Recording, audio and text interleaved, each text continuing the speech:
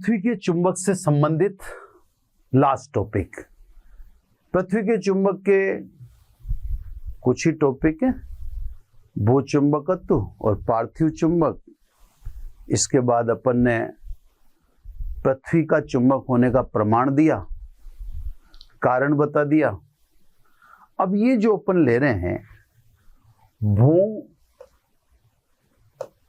चुंबकत्व के अवयव, ये सब एकेडमिक वाले बच्चे और कंपटीशन वाले बच्चे दोनों के लिए ही इंपॉर्टेंट है। यानी पृथ्वी का चुंबक वाला पार्ट, जैसे अपन ने इस चैप्टर की शुरुआत की दंड चुंबक से, दंड चुंबक का भी वापस पार्ट आने वाला है, वापस दंड चुंबक की भूमिका आने वाली है ना। तो उसको मैं नहीं कह रहा हूं कि दंड चुंबक पूरी तरह खत्म हो गया, लेकिन प्रारंभिक पार्ट दंड चुंबक का था। फिर हम भूचुंबक पर आए। भूचुंबक का जो 2-3 टॉपिक का पार्ट है उसमें ये एंड है। फिर वापस दंड चुंबक पे जाएंगे, फिर अन्य बातें करें ना सर। तो सब भूचुंबकत्व में या भूचुंबक में ये सबसे इंपॉर्टेंट टॉपिक है। एकेडमिक वाले बच्चों को भी इसमें से क्वेश्चन मिलना निश्चित है, कंफर्म मिलेगा क्वेश्चन है, और कंपटीशन वाले बच्चों के लिए भी इंपॉर्टेंट है। क्लियर? भूचुंबकत्व के अवयव किसे कहते हैं साहब?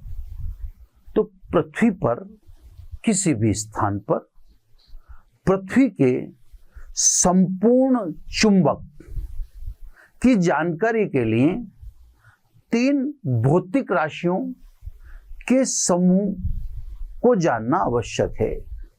इन 3 भौतिक राशियों के समूह को अपन कहते हैं भू चुंबकत्व के अवयव। क्लियर सब है ना? तो सब अब अपने को 3 भौतिक राशियां पढ़नी। ये 3 भौतिक राशियां पढ़ ली, मतलब अपन ने क्या पढ़ लिया? भू चुंबकत्व के अवयव। इसमें सब पहली भौतिक राशि है ना, फर्स्ट फिजिकल क्वांटिटी, इसको ऐसे डिनोट कर देते हैं। ये है सब दिक्पात कोण, फाइ से इसे डिनोट करते हैं। मैंने आपसे कह दिया कि इंपॉर्टेंट है, तो आप उसी हिसाब से इसको रीड करिएगा, है ना। दिक्पात कोण।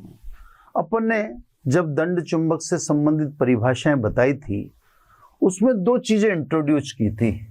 अपन ने कहा था 2 तल होते हैं। एक तल तो वह जो दंड चुंबक को स्वतंत्रता पूर्वक लटकाने पर उसके चुंबकीय ध्रुवों को मिलाने वाली रेखा से गुजरने वाला ऊर्ध्वाधर तल होता है, उसको अपन कहते हैं चुंबकीय याम्योत्तर।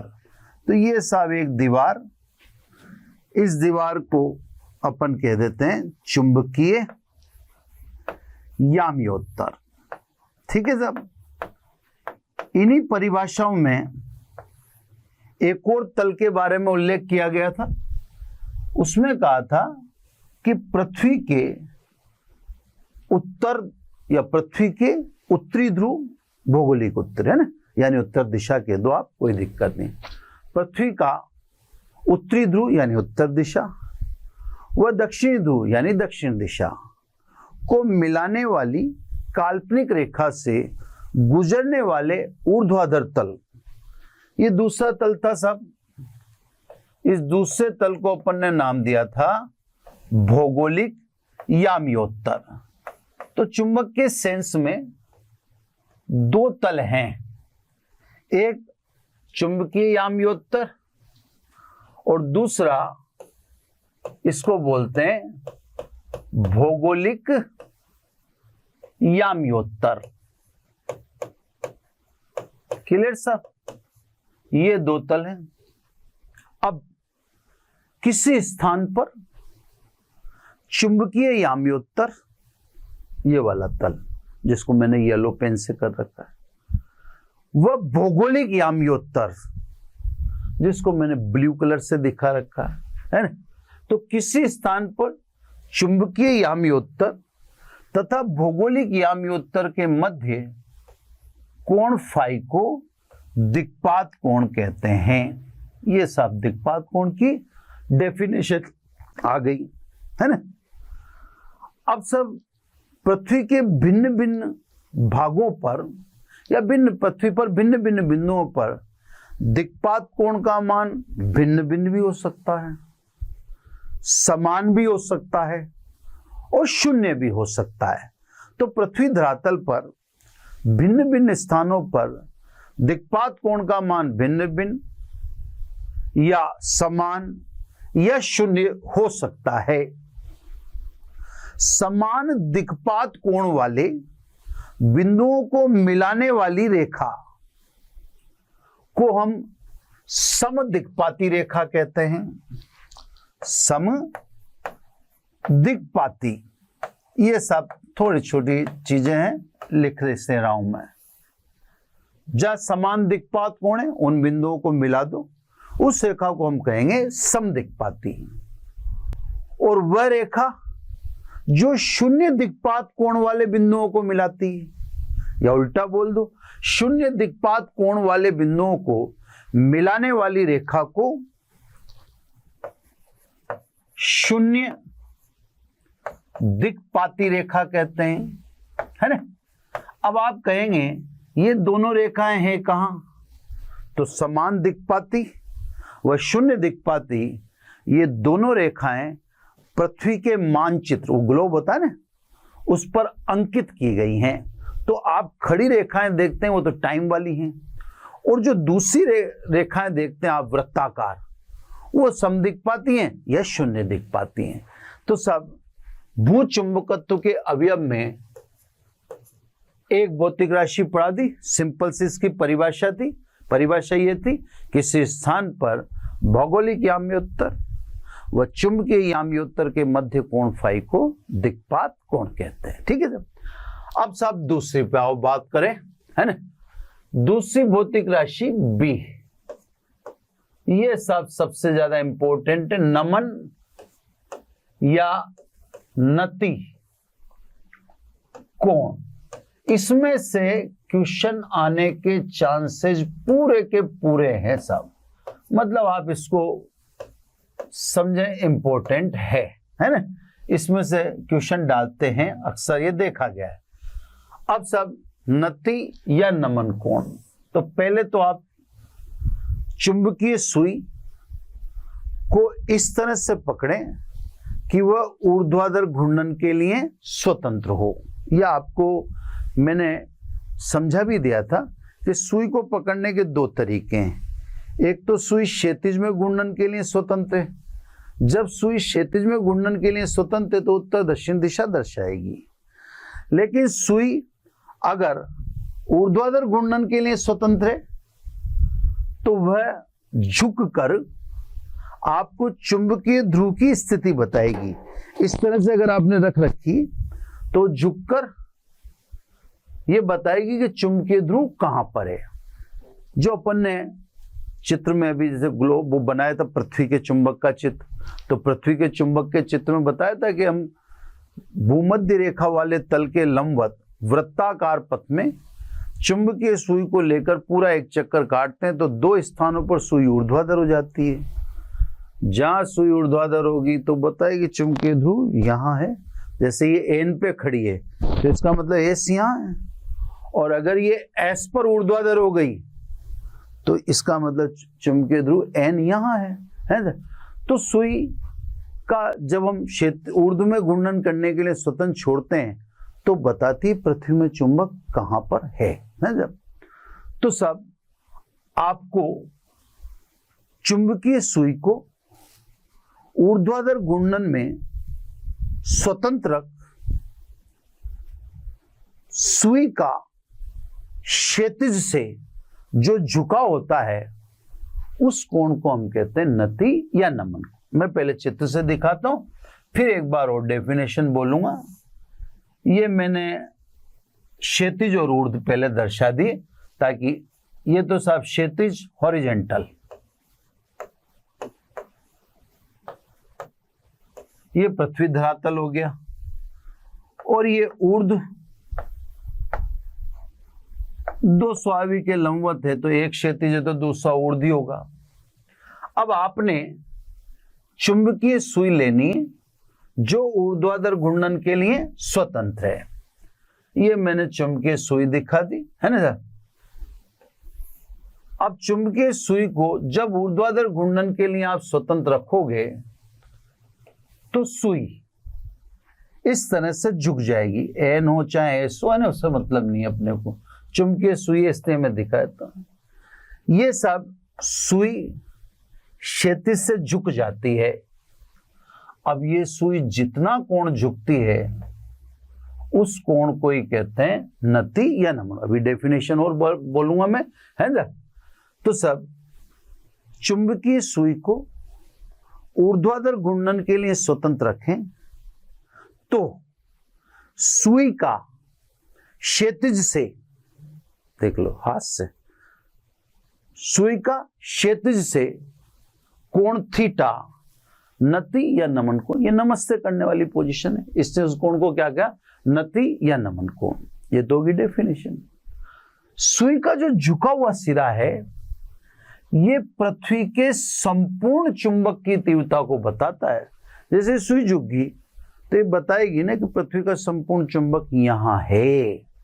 अब खोदो आप, ये तो पोजीशन बता रहा है, तो आप उस दिशा में जाओगे, उस जगह जाते जाओगे ये सुई खड़ी होती जाएगी, जाते जाओगे खड़ी जाएगी, और उस जगह जाते ये सुई वर्टिकल हो जाएगी ऐसे खड़ी। जैसे अपने को ये बताया गया, मैं कैमरे के सामने दिखा रहा हूं, ये ऐसे सुई झुकेगी। अब आप इधर चलो, क्योंकि ध्रुव की पोजीशन बता रही है। अब जैसे जैसे आप चलते जाओगे ये सुई झुकती जाएगी, झुकती जाएगी, और उस जगह पे जाती है सुई पूर्णतः ऊर्ध्वाधर हो जाएगी। ऊर्ध्वाधर समझ जाओ कि नीचे क्या है, ध्रुव है। तो ध्रुव अब सरफेस पर ही है क्या? ध्रुव की पोजीशन तो कहीं अंदर दिख रही है। तो कहने का मतलब ये जो सुई का झुका हुआ सिरा है ये पृथ्वी के संपूर्ण चुंबक की तीव्रता को बता रहा है, जिसको मैं कैसे लिख रहा हूं, कैपिटल बी से लिख रहा हूं। तो भाई इसका मतलब ये हुआ कि जो हम धरातल पर रहने वाले हैं, धरातल पर रहने वाले पृथ्वी के संपूर्ण चुंबक के संपर्क में नहीं है, क्योंकि हम तो यहां रहते हैं। तो क्षैतिज दिशा में पृथ्वी के संपूर्ण चुंबक का घटक देखो कितना आया, बी कोस थीटा। और इसके परपेंडिकुलर अगर ऊर्ध्व घटक देखोगे बी वर्टिकल, तो ये आया बी साइन थीटा, है ना। तो मेरे कहने का मतलब है कि एक छोटी सी बात याद रखना कि जो हम पृथ्वीवासी हैं, जो धरातल पर रहते हैं, वो संपूर्ण बी यानी इस पृथ्वी के संपूर्ण चुंबक का को अनुभव नहीं करते, उसका एहसास नहीं होता, क्योंकि हम वहां पर है। तो हमें केवल, हम किससे अफेक्टेड होंगे, हम अफेक्टेड होंगे बी कोस थीटा से। दूसरा घटक बी साइन थीटा, ये वर्टिकल कंपोनेंट है। तो ये साथ नति और नमन कोण। अब इसमें वह बात बताने जा रहा हूं जो आपसे लगभग पूछते ही हैं। वो बात क्या है मैं उसको लिख के भी दिखाऊंगा, है ना। पृथ्वी की, अब पृथ्वी की तो ऊपर ही लिख देंगे, अब आप समझ जाओ पृथ्वी के लिए ही कर रहा हूं मैं बात, तो यूं कर देता हूं मैं पृथ्वी, है ना। अब आप बात को सुनो, आप तो पृथ्वी की चुंबकीय अक्ष, है ना, बिल्कुल स्लो और समझा रहा हूं मैं ना। पृथ्वी की चुंबकीय अक्ष, सॉरी, पृथ्वी की चुंबकीय अक्ष है। पृथ्वी की चुंबकीय अक्ष पर चुंबकीय सुई पूर्णतः ऊर्ध्वाधर हो जाती है, यानी क्षैतिज से कितना कोण रहता है, 90 डिग्री, है ना। तो सब मैंने चित्र दिखाई दिया आपको ना, अभी इससे पहले टॉपिक में पृथ्वी का पूरा चित्र दिखाया था। तो पृथ्वी की चुंबकीय अक्ष पर चुंबकीय सुई ऊर्ध्वाधर हो जाती है। यहां नमन कोण का मान थीटा बराबर 90 डिग्री होगा या होता है। अब ये आप ध्यान रखना साहब, ये आपसे पूछता है ना, कि साहब चुंबकीय अक्ष व चुंबकीय निरक्ष पर नमन कोण का मान बताओ। अब साहब दूसरा चुंबकीय निरक्ष है ना। चलो वो जहां जगह मिल जाती है वहां लिख देता हूं, यहां लिख देता हूं। ये भी पृथ्वी की है, पृथ्वी की चुंबकीय निरक्ष की बात कर रहे हैं अब अपन, है ना। पृथ्वी की चुंबकीय निरक्ष पर सुई क्षैतिज हो जाती है ना, ये क्षैतिज में आ जाती है सब। यहां पर नति या नमन कोण का मान थीटा बराबर 0 डिग्री होता है। दोबारा सुन लेंगे क्योंकि इसका एकेडमिक में भी बड़ा इंपॉर्टेंस से पूछते हैं, है ना। पहली बात तो मैं पृथ्वी की कर रहा हूं, जिसका चित्र मैं आपको बहुत डिटेल में समझा ही चुका हूं, बल रेखाएं वगैरह खींचकर, और सारा मैंने इस पर डिस्कस कर ही लिया, बार बार उसमें करना क्या है ना। अब पृथ्वी की चुंबकीय अक्ष पर चुंबकीय सुई ऊर्ध्वाधर हो जाती है, यानी क्षैतिज से कोण 90 डिग्री। इसलिए चुंबकीय अक्ष पर नमन कोण का मान 90 डिग्री होता है, जबकि पृथ्वी के चुंबक की चुंबकीय अक्ष पर निरक्ष पर सुई क्षैतिज हो जाती है। यहां पर नति या नमन कोण का मान 0 डिग्री होता है। यह आप विशेष रूप से ध्यान रखना, परिभाषा मैंने समझाई दी, चित्र एकदम क्लियर कर ही दिया है ना। अब सब मैंने तो बता दिया, इसमें से पूछते हैं, इसको भी आप इसको भी कम नंबर दीजिए पूछने के मामले में, इसको ज्यादा इंपॉर्टेंट मानिए, है ना। अब भू चुंबकत्व के अवयव में लास्ट वाला इतना इंपॉर्टेंट नहीं है। लास्ट में है पृथ्वी के चुंबकीय क्षेत्र का क्षैतिज घटक है ना, बी हॉरिजेंटल। अब देखो ये इससे इंपॉर्टेंट नहीं है क्योंकि इसकी पूरी तैयारी तो अपन ने पिछले चित्र में कर ही ली है ना। ये देखो मैं इसे परिभाषा बोलूंगा, यहां से ये चित्र है, ये सब पृथ्वी के चुंबक की यह संपूर्ण चुंबक की तीव्रता है, पृथ्वी के संपूर्ण चुंबक की तीव्रता है ना। तो सब पृथ्वी के संपूर्ण चुंबक की तीव्रता का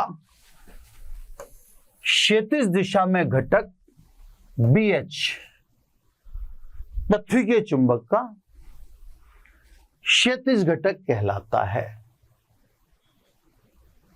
इसके लंबवत अन्य घटक को पृथ्वी के चुंबक का ऊर्ध्व घटक बी वर्टिकल कहते हैं। अब बी वर्टिकल और बी हॉरिजेंटल है ना। अब इससे जानकारी ले लेते हैं। बी वर्टिकल क्या है साहब, बी साइन थीटा, बी पृथ्वी के चुंबक की संपूर्ण चुंबक की तीव्रता है ना। बी हॉरिजेंटल कितना है, बी कोस थीटा। न्यूमेरिकल वगैरह में थोड़ा ध्यान रखना, कंपटीशन वाले बच्चों को मैं विशेष रूप से कहूंगा, क्योंकि उनके अगर इससे IIT है, नीट वाले बच्चे, उनके अगर कोई थोड़ा इसमें से न्यूमेरिकल आता है तो कंफर्ट तो नहीं आता थोड़ा, है ना। वो थोड़ा सा घुमा के पूछते हैं, बताने की मैं कोशिश करूंगा कैसे पूछते हैं ना, बाय द वे, है ना। तो सब ये दोनों घटक हो गए, थीटा नमन कोण है और बी पृथ्वी के चुंबक की या पृथ्वी की संपूर्ण चुंबक की तीव्रता है। तो अपन इन दोनों इक्वेशन से थीटा निकाल सकते हैं, मतलब नमन कोण निकाल सकते हैं और टोटल इंटेंसिटी निकाल सकते हैं। तो सब दो चीजें निकाल के दिखा देता हूं मैं। बाई इक्वेशन 1/2, एक में 2 का भाग दो, 20 से b कट गया, ये tan थीटा। इधर देखें B vertical upon B horizontal, इसलिए नति या नमन कोण थीटा बराबर tan inverse B vertical upon B horizontal. Clear sir, ये निकाल दिया। अब आपको पृथ्वी के संपूर्ण चुंबक की तीव्रता निकालनी है, यानी कैपिटल बी निकालना है, ठीक है। तो कैपिटल बी निकालना है तो सब y equation square of 1 plus square of 2, 1 और 2 समीकरण का वर्ग करके योग कर दो। वर्ग करके योग करोगे तो ये हो जाएगा B square sine square theta plus B square cos square theta, यानी बी वर्टिकल का स्क्वायर प्लस बी हॉरिजेंटल का स्क्वायर। बी स्क्वायर बाहर निकला, sine square theta plus cos square theta is equal to 1, यानी B square is equal to B vertical square plus B horizontal square, यानी पृथ्वी के संपूर्ण चुंबक की तीव्रता B vertical square plus B horizontal square के एडिशन के रूट के बराबर। तो सब ये तीसरी परिभाषा इसलिए मैंने इंपोर्टेंट नहीं की क्योंकि तीसरी परिभाषा तो ऑलरेडी सेकंड वाले चित्र में एग्जिस्ट है, उसी में उपलब्ध है वो, तो उसको फिर अलग से बोलने की कोई आवश्यकता थी नहीं। इससे मैं आपसे केवल कहता हूं कि इसमें से अगर कोई महत्व रखता है तो मुझे तो जो सबसे ज्यादा इंपॉर्टेंट लगता है उन्नति या नमन कोण लगता है। बाकी फिर ये दोनों तो ऐसा कठिन भी नहीं, इन दोनों को तो आप पढ़ ही सकते हैं, है ना। अब ये पृथ्वी के चुंबक से संबंधित सभी टॉपिक समाप्त होते हैं। अभी चैप्टर समाप्त नहीं हुआ, चैप्टर में वापस दंड चुंबक इंट्रोड्यूस होगा। अब क्या बताएंगे वो तो अगले उसमें आपको लेक्चर में सुनाएंगे। यहां पर इसको जब एंड कर रहे हैं अपन, तो अब बात को ध्यान से सुनना मेरी को। भूचुंबकत्व के अवयव मतलब किसी स्थान पर पृथ्वी के संपूर्ण चुंबक को जानने के लिए आवश्यक भौतिक राशियों का समूह का मान भिन्न भिन्न स्थानों पर भिन्न भिन्न होता है, इसमें तो कोई दो राय नहीं है। लेकिन अब जो मैं कहूंगा उससे आपको सोचना चाहिए। लेकिन एक ही स्थान पर समय के सापेक्ष इन भूचुंबकत्व के अवयवों में नियमित व अनियमित परिवर्तन देखे गए हैं। ये लाइन एक बार और बोल देता हूं।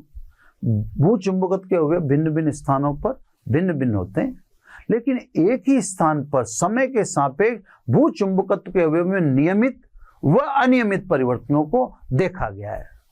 मैंने आपको पहले भी कहा है कि अगर परिवर्तन नियमित होते हैं तो कोई सिद्धांत बन सकता है, उसको जाना जा सकता है, लेकिन परिवर्तन अनियमित होते हैं तो उनके लिए फिर सिद्धांत थोड़ा काम नहीं कर पाते। तो यही कारण है कि पृथ्वी के चुंबकत्व को पूर्णतः स्पष्ट कर पाना वर्तमान तक भी संभव नहीं हुआ है। तो बच्चों आज इतना ही, बाकी फिर नेक्स्ट लेक्चर में, अब नेक्स्ट लेक्चर में नई बात होगी। अब दंड चुंबक के लिए आए तो भी नहीं होगी ना। तो आज इतना ही। Thank you very much.